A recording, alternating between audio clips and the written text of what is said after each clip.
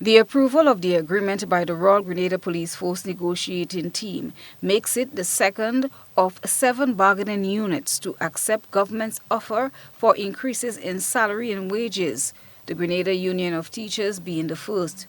Police officers will see increases of 4% and 5% reflected on their salaries and wages for the years 2024 and 2025. Salary increases for 2023 were approved in previous negotiations.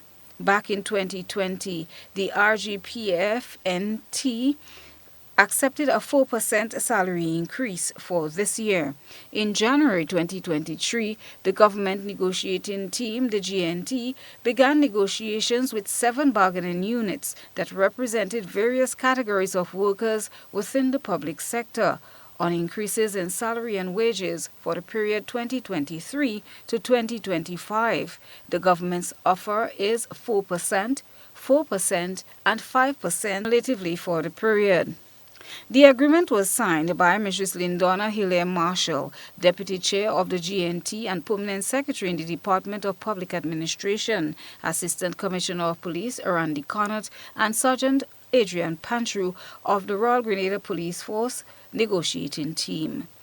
P.S. Hilaire Marshall says reaching an agreement is not always the easiest task. However, she is pleased that this one in particular was done in a cordial and peaceful manner. The government negotiating team is extremely pleased to be at this point where we can sign the agreement for salary increases with the police.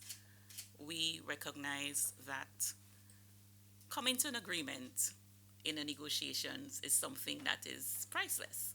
We know how negotiations can be, and we understand that getting to signing is something that we would want to continue to put on the records as peaceful and cordial as mentioned before.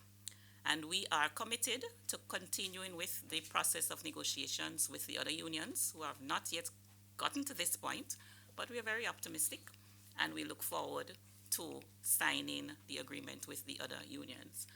Superintendent Randy Connaught and Sergeant Adrian Pantru sat in on the RGPF-NT. Very satisfied with all of the negotiations. Yes, there were times during our discussions there was issues that we had to trash out, but I think so. With your skillful navigation and obviously from our team, definitely we sought the best interests of all parties concerned.